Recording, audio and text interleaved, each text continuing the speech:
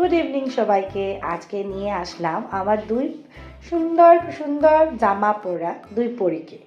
দাদার বল দিয়ে খেলতে খুব ভালো পায়। আজকাল বারান্দায় এসে দাদার বলটাকে ব ব বলে একেবারে কিক, এই দিল একটা কিক। কিক দেওয়া শিখে গেছে দাদাকে দেখে। কখনো হাত দিয়ে তুলে বল ছুঁড়ে, কখনো পা দিয়ে কিক দেয়। কিন্তু বলটা ওদের খুব প্রিয়, ওদেরও বল আছে কিন্তু না, চাই আমার দাদারটাই।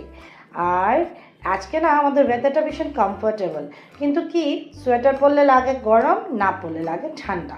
তো মাম্মা ভাবলাম এই জামাটা পরাই। ওদের পিসিমণি এই জামাটা দিয়েছিল পুজোর সময়, তখন বিশাল বড় ছিল, এখনও বড়ই আছে, বাট চলো কই বাত নেই, এখন পরা যাবে। ঘরে পরিয়ে দিলাম, বাইরে পরিয়ে দিলাম, একই কথা।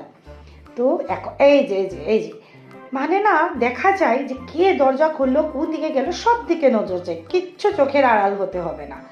বড়টা তাও একবার এসব দেখে নিয়ে যখন দেখলো যে দরজাটা খোলা যাচ্ছে না, একবার দুইবার করে ও ওই দিকে চলে যায়।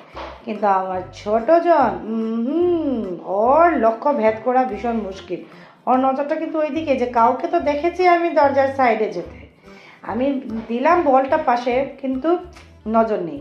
এই যে আমাদের নাইট ভিউ, আমাদের সোসাইটির বাচ্চারা খেলছে, ছোটরা কম, কারণ কালকে থেকে পরীক্ষা। বড় বাচ্চারা খেলছে, ওদের 1 সপ্তাহ 2 সপ্তাহ পরের থেকে পরীক্ষা, তো হয়তো বেচারিগুলো একটু রিল্যাক্স করতে পেরেছে। ভালো লাগে, এই জায়গাটা খুবই সুন্দর, সব বাচ্চারা খেলতে পায়, এইটাই একটা ভালো জিনিস আমাদের এই সোসাইটিতে আছে। আর এই যে আমার দুই পুচকি, ওদের পেন্টু লটকে আছে ভিজা ভিজা, আর এই যে সব চিপা চাপা সব দেখা যায় কি আছে কি না। আর এই যে আমার সুপুত্র, আমার কালকে থেকে এক্সাম, অল দ্য বেস্ট বাবা। একটু হার্ড পেপার, তাই বলে একটু মনটা খারাপ, কিন্তু কি করা যাবে বলো। ওকে, বাই।